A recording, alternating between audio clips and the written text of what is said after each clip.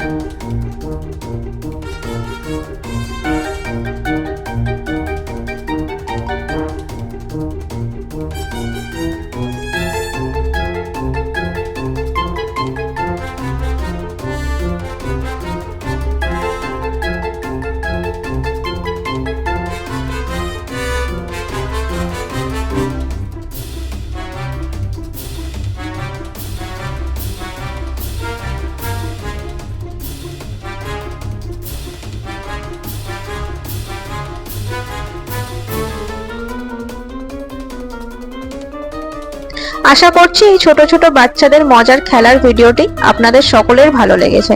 ভিডিওটি ভালো লাগলে অবশ্যই একটি লাইক করে দেবেন এবং পেজটিকে সাবস্ক্রাইব করে দেবেন, যাতে আরো এরকম সুন্দর সুন্দর ভিডিও আপনারা দেখতে পান। সকলে ভালো থাকবেন, সুস্থ থাকবেন। ধন্যবাদ।